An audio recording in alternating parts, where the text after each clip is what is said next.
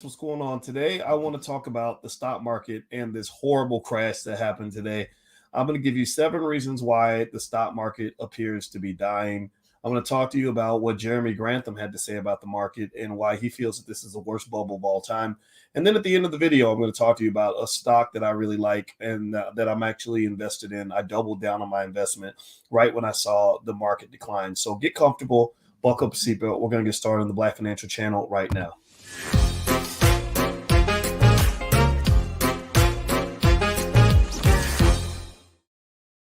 Hey, what's going on, guys? Welcome to the Black Financial Channel. That's theblackfinancialchannel.com. My name is Dr. Boyce Watkins. I'm your friendly neighborhood finance professor. On the Black Financial Channel, we seek understanding and economic intelligence under the B1 philosophy. B1 means black first. Black first means that everything I talk about is related to black people. It doesn't mean you can't be here if you're not black. It just means that we put our people first. B1 also means we educate our kids. B1 means we teach our children about wealth. B1 means we prepare for the future because we refuse to be victims. B1 means that black people are going to position ourselves to win. If you agree with this philosophy, put a hashtag B and the number 1 in the chat. Hashtag B1. What's up to all my B1 folks? Rosemario and Allahu and Andre and Stevie and Elma. I see you. Elma is my late grandmother's name, so I love that name a lot. I got an auntie named Elma also. And also shout out the name of your city so we know what city you guys are coming from. So as you shout out your cities, I'd like to ask you all a question. How many of you got your butt kicked in the market today? How many of you are feeling a little bit hurt, a little bit sad today, a little bit worried, a little bit confused, a little bit uncomfortable with what's happening in the market? Give me a yes in the chat if your stocks kind of took a beating today, because today was just an ugly day. Oh God, it was messy, big messy. Yeah, well, days like this happen. Like New Edition says, storms will come. This we know for sure. This we know for sure. But tell me, baby, can you stand the rain? Because right now it is raining. It says right here on CNBC, the Dow dropped about 1,100 points for its biggest decline since 2020 as the sell-off of this year on Wall Street continues. I think that the Dow's gone down for 7 straight weeks. So it's 7 straight weeks of bad news that you've gotten. This has been pretty ugly, and I know that it's painful to watch, and it's hard to watch, and it's like watching a freaking horror story. So what I'm going to do is I'm going to give you 7 factors that I'm seeing right now in terms of what's really driving this market and what's hurting this economy, and the things that are going to really cause you to have a little bit of discomfort as time goes on. And before I go on, please hit the thumbs up button. Thumbs up, thumbs up, thumbs up, share, subscribe. Also, I want to remind everybody, if you want to become the perfect investor, we are hosting the Black Wealth Summit in July 1st through the 3rd in New Orleans at the same time as the Essence Music Fest. I've gathered with Julian Gordon, a real estate expert, Lene Javette, an expert on entrepreneurship. I'm going to be there doing stocks. My wife will cover relationships. My brother Lawrence is going to cover generational wealth. We're going to be there 3 days, all during the Essence Fest. So you can come down and party at the Essence and go to the concerts and have a good time, but also you can come there and learn and grow and get stronger and become the perfect investor. That's what I'm going to train you how to do. So feel free to go to boycewatkins.com, look at the link at the top, and you can get a discount on the passes for the next 48 hours. So come on down to the Essence and have fun with us at that time. Now, with that said, let's move on. So here are 7 factors that I believe are driving the stock market volatility, 7 factors that if they get worse, could worsen the condition. Right now, what is happening is the stock market is like your little cousin that just went to the hospital. So little Pookie got shot, or little Pookie's sick, or whatever it is, whatever scenario you want to imagine. So I'm the financial doctor that's basically saying, we got your son, your cousin in surgery, and here's what's going on, and we're watching them very closely because these are the conditions that if they get worse, they could cause things to actually get worse. So in the stock market, you got a few factors. Number 1, you got the war in Ukraine and Russia. Any sort of geopolitical conflict tends to cause volatility in markets because it creates uncertainty. It also creates a lot of problems in terms of the supply of commodities. So the price of oil has been hit heavy by what's going on in Russia. You've got economic warfare that is always even heavier than what's going on with tanks and guns, but you've also got everything from technological warfare to economic warfare. So that war, if it gets worse, that's going to hammer your stocks even more. If it gets better, it could lead to a boost. Number 2, China has a COVID issue. China has this belief that they can contain COVID and have 0 cases. I think that's crazy. I think that's stupid. That doesn't make any sense. But China believes that. So China believes whatever it's going to believe. Well, if that gets worse, then what happens is China is unable to feed the world and supply the world the way that they do at the level that they were doing before. That causes a further economic slowdown. But if they get past the COVID thing, or if they release that policy, on this 0 COVID fantasy, then you might see China actually start to do well, which will actually boost the economy. Number three, the Federal Reserve has gone from being your greatest ally to being your worst enemy.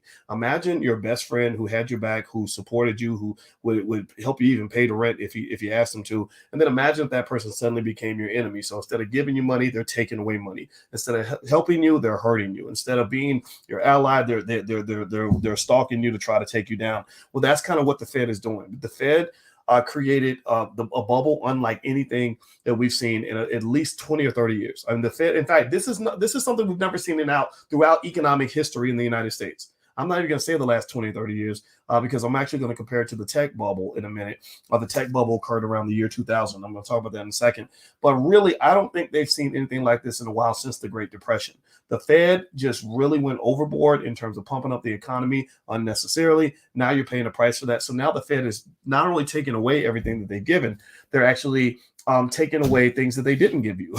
they're not just slowing down the quantitative boost. They're not just slowing down the boost. They are actually deflating the economy. They're taking air out of the economy. So this is going to be bad. This is when your stocks are really going to hit a price that's more realistic anyway, without the prop up of the Fed. So that stock that went from I don't know $300 to $100, and you're thinking it's a great deal.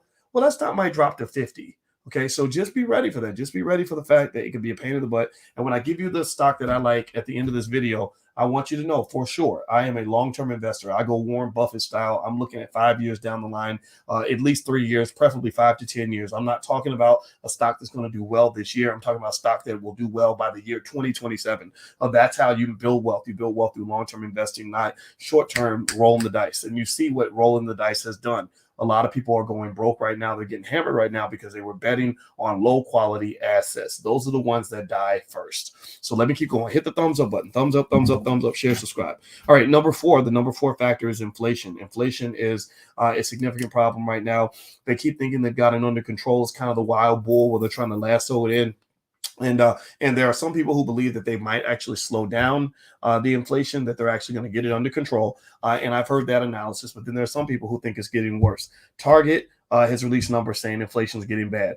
Walmart released numbers saying we didn't meet our revenue numbers because inflation, or we didn't meet our profitability numbers because inflation is getting bad. Home Depot has released reports saying inflation is getting bad. So ultimately, what they're talking about is on two fronts. One, they're talking about just their costs of raw materials, their cost of labor, their cost of everything. Then they're talking about their customers. Their customers have less discretionary income because most of their money is being spent on regular household goods. When you got to use your credit card just to eat and feed yourself, you're not going to take time to go on a vacation. You're not going to spend money on a new car. Right. So ultimately, that's what you're dealing with inflation. Inflation is the big beast that everybody's fighting against. Now, the one thing that was holding the economy together relates to number 5 on this list. Number 5 is corporate earnings. Corporate earnings have always been kind of the savior of this economy. Even when we had high inflation, the benefit was, even though we had high inflation, we also had high corporate earnings. So it's kind of like, she got pregnant too soon, but at least she had a lot of good sex in the meantime. Well, that one good thing, that good thing that you had, that good thing with corporate earnings is under question. A lot of people think the companies may not make their numbers next time. In the last quarter, you had a large, overwhelming majority of companies that actually surpassed their earnings expectations. Now you're having companies that are revising their expectations downward. You have some of the stalwarts, the powerhouses, the Apples and others that are starting to kind of look a little bit shaky. You have big companies that were just look like ATM machines that are kind of saying, whoa, we might not be able to really do what we've always done. That's a problem. That means your big horses are not necessarily able to pull the load like before, which increases the risk of a recession, increases the risk of not just a recession, but a double recession, which is called stagflation. Again, that's a slow economy with high inflation. You don't want that. That's a possibility. That's just life. That's how things work. Number 6, you've got a lot of companies that are now reversing. Before, you had a problem where there were too few employees and too many jobs, right? Because the economy was overheating and all this other stuff. Now, the other day, you guys saw on this channel, I did a video about Amazon, and Amazon laid off 150 workers. That's only 2% of their workforce, but that's a big deal. Amazon hasn't been in a layoff mode for a decade. Amazon hasn't been losing subscribers in a decade. They lost 200,000 subscribers this quarter, and I'd be curious to see what happens next quarter. I think that the loss of 200,000 subscribers might be an exaggeration, because one of the reasons Amazon lost so many subscribers was because they pulled out of Russia. When they pulled out of Russia, they lost 700,000 in Russia. So if you added Russia back in, it goes from negative 200,000 to positive 500,000. But that's a pittance compared to what Amazon is normally expected to do. They're normally expected to do 2 or 3 million new subscribers per quarter. But remember, high growth levels like that are not sustainable. You can't keep growing at that rate forever. It's damn near impossible to do. So it was only a matter of time before Amazon slowed down, because you can't. What are they going to do? Start signing aliens up? I mean, I know that Congress is having UFO hearings in the next week, or maybe they're going to sign some aliens up for Netflix or something. But really, you can't. I know. I said Amazon. I'm sorry. Thank you for correcting me. I said Amazon, and I meant to say Netflix. Netflix. Come on, boys. Come on. Get it right. All right. Thank you for correcting me. I appreciate that. I meant to say Netflix. But if you want to know what I think about Amazon, I think Amazon's a good investment right now. I think in this environment, Amazon's kind of the big ship you'd want to be on. So I do like Amazon as a stock. So my apologies for getting that wrong. Forgive me. All right. The last piece, here's number 7. Number 7 reason that number 7 factors kind of happening right now is investor sentiment. Investors are panicking right now. Investors are nervous. When investors are confident and feeling good, they're just doing this. They're just making it rain. They're just out there. The way you feel when you just got paid and it's Friday night and you're super generous and you're paying for everything. You're buying up the bar, buying up the club, whatever. Well, think about how you feel the day before payday when your money's all gone and you're on your last couple of nickels. Well, right now investors are kind of freaking out and panicking. They call it the wealth effect. The wealth effect is kind of kicking in. So a lot of investors are not feeling as loose and comfortable with investing as they should be. Now, remember this, Warren Buffett had an old saying that I really liked, where he said, you should be greedy when others are fearful and fearful when others are greedy. That means that you should be buying when others are selling. You should be selling when others are buying. So basically, what I would say is, or if you want to know what I'm doing, I'm buying a lot of stuff. I'm buying everything I can get my hands on, because I want to own as many shares as possible, because I believe for sure that at some point all this will pass. And when it does pass, it's going to work. It's going to be fine. But the problem is right now, your cousin Pookie, who's in the hospital, he's got a lot of stuff in his system, right? Pookie was hooked on dope. Y'all, you know, everybody got at least one cousin like that. He was hooked on drugs, so we're gonna have him in the hospital for a while to get the drugs out of his system. We're gonna get him out of the thug life. We're gonna rehab him, get him some education, fix him up a little bit, and that's kind of what you have with the stock market. You have a stock market that has been doped up with Fed money for 10 years. And that all that dope is going to have to run itself through the system so that you can actually have a cleaner economy. Your economy is a mess right now, long term and short term, because not only did they overpump money into the economy and create what they call asset inflation, but also remember, your government debt is now $30 trillion. So even though Pookie's going to be clean, he's going to come out of the rehab clinic like fresh off the dope with a healthy body, he's still going to have to deal with the consequences of the choices he made over the last 5 or 10 years. Well, the Fed is always going to have the consequences of the $30 trillion in government debt that we've taken on. That's not going to go away. It's going to go to 35 trillion, 40 trillion, 50 trillion. There will never be a time, in my view, in the next 200 years where government debt is going to go the other direction. It can only go up. I can't think of a time where it's really gone down. Maybe it has, but I don't know of that time. So ultimately, you've got some messy stuff happening. That's kind of what it is. Now, do me a favor, hit the thumbs up button, thumbs up, share, subscribe if you haven't done it yet. And also just a reminder, if you want to join us at the Black Wealth Summit, which is going to be in New Orleans during the Essence Fest, we're going to cover real estate, stocks, and getting your business off the ground, 10x in your business. That's what Lene Javette is going to be there for. She's a startup specialist and also a strategist. She's really good at what she does. Feel free to go to boycewatkins.com. You can look for the passes over there. You can also do a free trial of my stock market investing class or get lots of free stuff. So feel free to go to boycewatkins.com and take a look. All right, so a couple more things. One, Jeremy Grantham says that this is the worst bubble. Jeremy Grantham is a really smart guy. He's 83. He's been around for a long time. He's seen a lot of different situations, and he's kind of like an old school football coach who's played in a lot of different types of games, a lot of different types of styles. So he knows what's going on right now. He can compare it to history. Grantham says that he's seeing signs that this bubble is worse, or it's bad or worse than the bubble of 2000. He said the main difference between now and the tech bubble of 2000 is that in the bubble of 2000, which was horrible, by the way, it was absolutely horrible. It almost killed Amazon. Amazon almost died during that tech bubble. It was crazy. And he said the only difference was that the markets were kind of segmented a little bit. Like when the stock market crashed, it didn't bring down the housing market and other markets with it. In this case, all that stuff could come tumbling down. What he's saying is that this could be the beginning, that this could really get even worse than what it is. So I just want to remind you, don't go in buying expecting that everything's just going to get better. And what's going to happen is you're going to get a lot of false flag scenarios like you did yesterday. You're going to see happy days, the sun's going to come out, everything's going to be shining, and it's going to look like the market's on its way back up again. And it's going to say, oh, psych, sucker, sorry. So actually yesterday when I saw the market take off, I didn't make a move. I just sat there. I said, okay, you know what? I don't think this is going to last. And today it plummeted again. So everything you gained yesterday disappeared, and you lost even more than, or we lost even more than that, because I'm in the same market as you.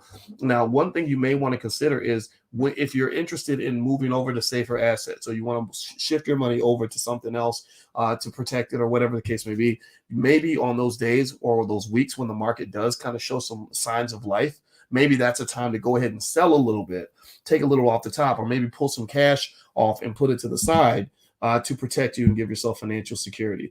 Because I think you want to really make sure you think about all these things as an investor. Now, the stock that I love right now, I really like Uber. I bought a lot of Uber stock today.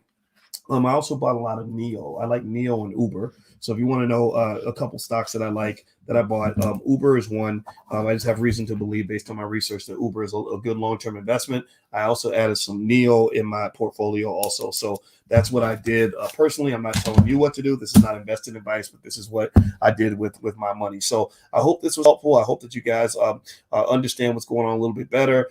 It was wonderful seeing you as always. And just a reminder, of course, you guys know if you want to teach your kids about wealth, we have excellent financial workbooks for kids. We're getting some flashcards back in pretty soon as well. So feel free to go to financialworkbooks.com if you'd like to teach your kids about economics.